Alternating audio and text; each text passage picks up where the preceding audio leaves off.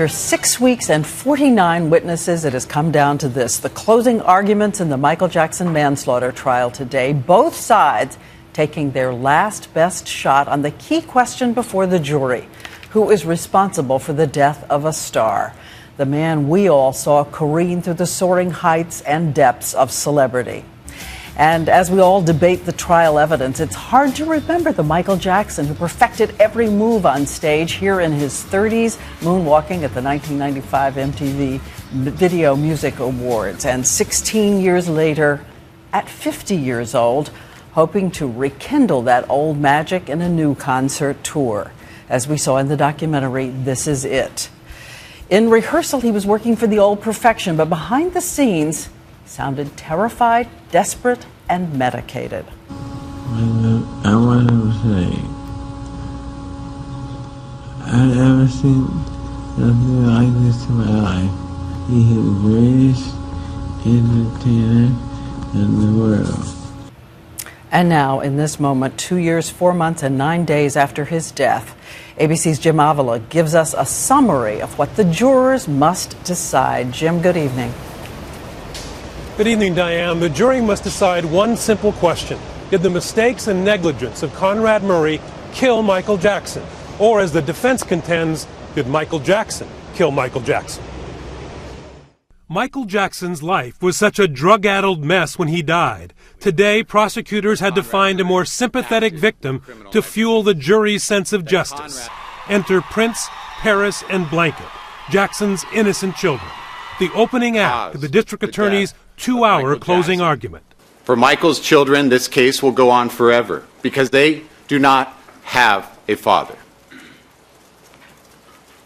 They do not have a father because of the actions of Conrad Murray. The prosecutor weaving a story of a Michael Jackson who wanted to clean up his life, but on June 25, 2009, a hired hand, the $150,000 a month Dr. Conrad Murray, killed Jackson and his dream. He hit the lottery. He was going to get $150,000 a month. Michael Jackson trusted Conrad Murray. He trusted him with his life. He paid with his life. Dr. Murray's, quote, bizarre behavior, mistakes, and neglect, delaying the 911 call for help, District Attorney Walgren said, caused the singer's death. What on earth would motivate a medical doctor to delay making that call other than to protect himself? Putting Conrad Murray first, putting Michael Jackson, his life, last. For the defense, lead attorney Ed Chernoff went to the heart of their case. Yes, Conrad Murray made mistakes, he said, but it was not him that killed the drug-addicted Michael Jackson. They want you to convict Dr. Murray for the actions of Michael Jackson. They just don't want to tell you that. The defense telling the jury Dr. Murray could be in trouble before the state medical board or in civil court, but he did not commit a crime. If it were anybody else but Michael Jackson, anybody else, would this doctor be here today? The defense ending its argument by saying and reminding the jurors that while this is Los Angeles, this is not a reality TV show, that real lives hang in the balance. And then Ed Chernoff asked for the jury to do, quote, the right thing and find Conrad Murray not guilty. Diane? Jim, thanks so much. And I want to bring in ABC's legal analyst, Dan Abrams, once again tonight.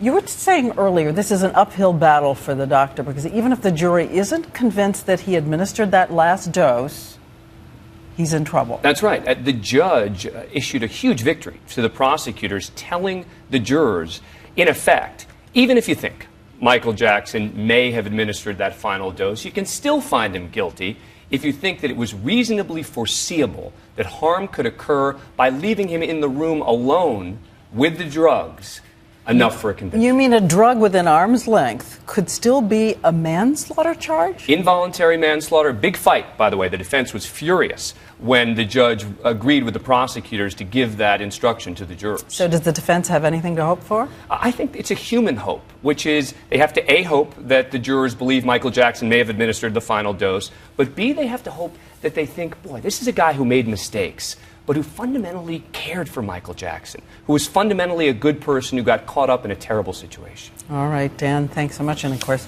we will be watching as the jury goes out.